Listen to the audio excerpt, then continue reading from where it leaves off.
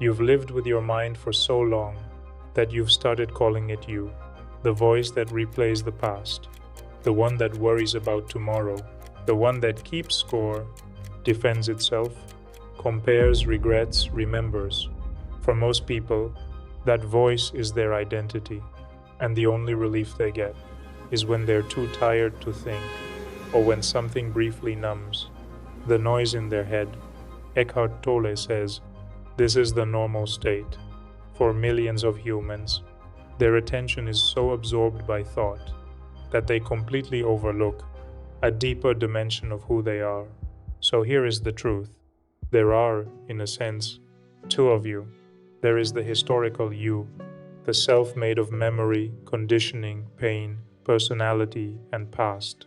And then there is the deeper you, the one beneath all of that, the one thought cannot fully define, the one that has been here the whole time. In this video, we're going to uncover the difference between those two selves, why most people live only as the first, why the mind keeps you trapped there, and how awakening begins. The moment you stop mistaking the noise in your head for the whole of who you are. To really see that, we first need to understand the self most people mistake for their whole identity, the one built from memory, conditioning, and the past. That's where we begin.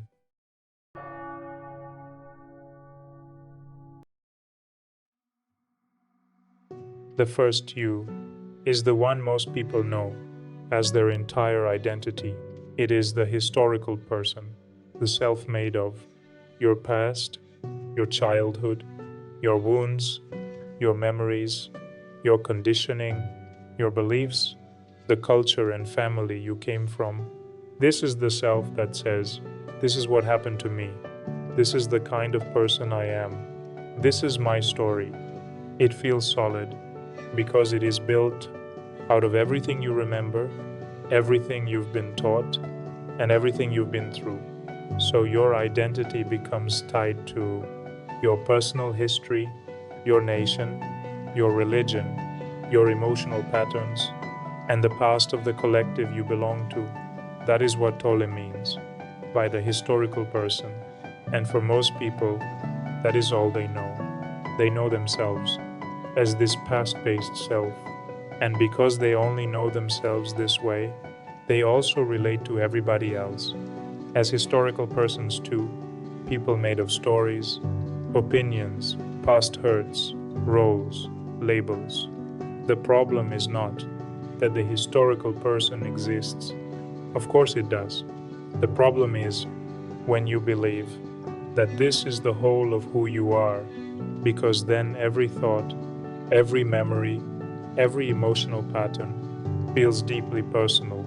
It doesn't just pass through you, it becomes you. And that is where the deeper confusion begins. But Tolle says, this historical self is not the deepest truth about you. Underneath the story, underneath the conditioning, there is another dimension, one that is not made of the past at all.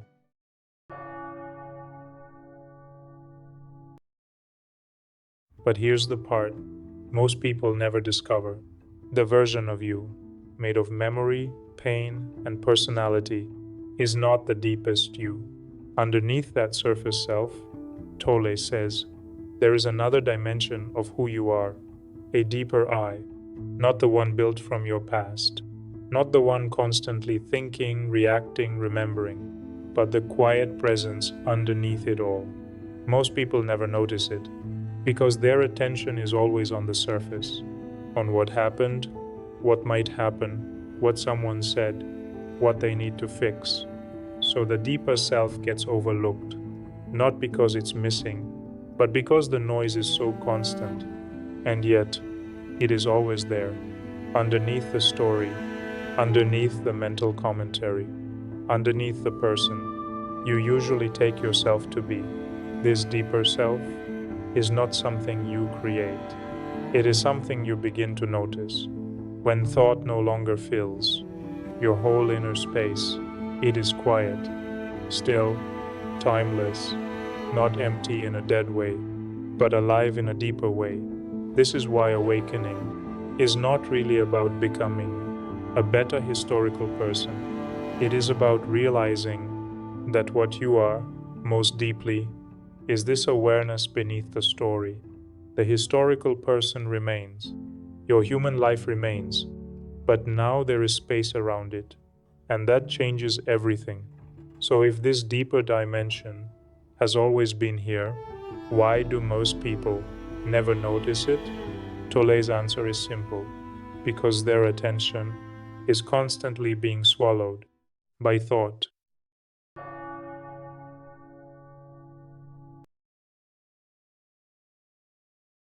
The deeper self is not absent, it's just being overlooked.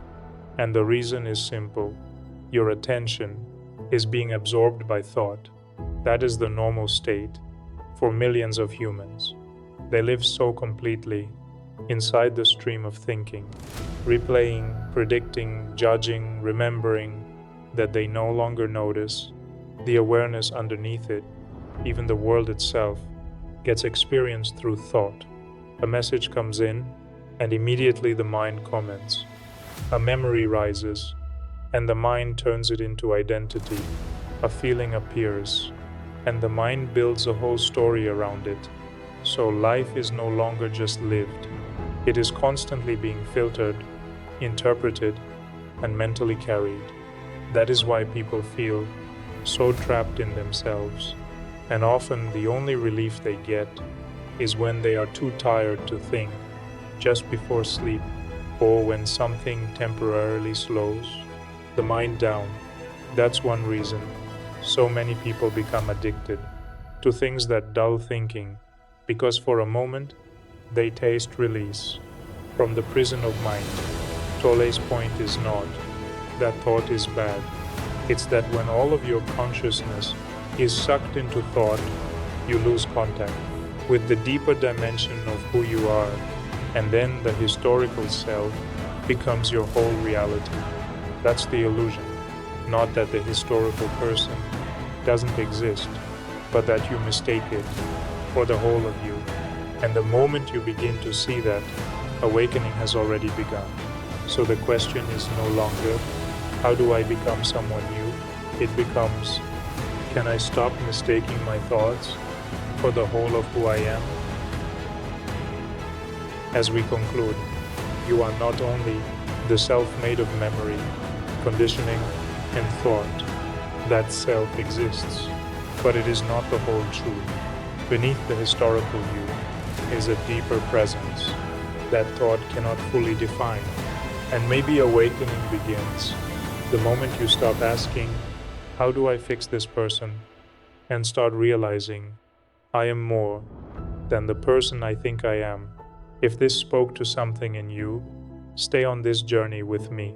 Like, comment, or subscribe.